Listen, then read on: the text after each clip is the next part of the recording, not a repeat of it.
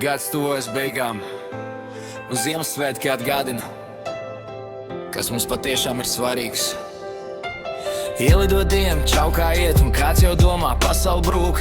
Mēs ticam ekrāniem vairāk nekā cilvēkiem, aizmirstam tos, kas stāv mums līdzās.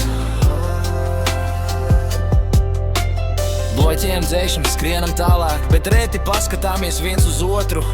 Instagram ir tikai teātris. Dzīve sāks tad, kad telefons apklust.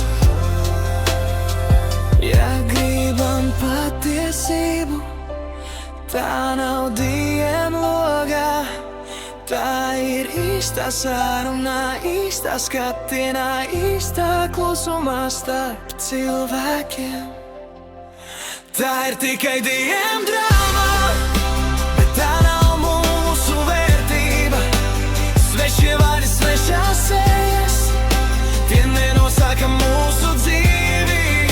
Ja kāds man raksta, tas nenozīmē neko. Mūsu sirdis nav tiešais te, tās dzīvo tur, kur ir īstums. Ziemassvētkos mēs atceramies, cilvēks ir svarīgāks par ekrānu. Jaunais gads nāk ar cerību, ka mēs kļūsim tuvāki un patiesāki. Mazāk drāmas, mazāk steigas, vairāk sarunu un vairāk siltuma.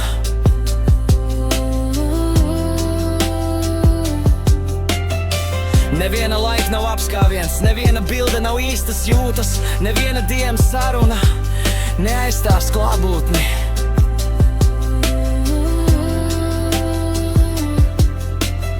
Internets melo, un cilvēki tajā izliekas, bet īstums sākas tur, kur mēs beidzam baidīties būt godīgi. Un šo mācību mēs nesam līdzi jaunajā gadā.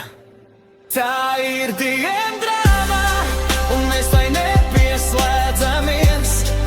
Mūsu dzīve nenotiek ekrāna, tā notiek starp cilvēkiem. Ja kāds raksta, tas nav mūsu virziens, mūsu ceļš jaunajā gadā, lai ved pie patiesām sarunām, patiesām attiecībām, patiesiem cilvēkiem. Ziemassvētki māca būt cilvēcīgiem, jaunais gads māca sākt no jauna. Un šogad mēs mācāmies vienu, būt gudrākiem par drāmu un tuvākiem viens otram.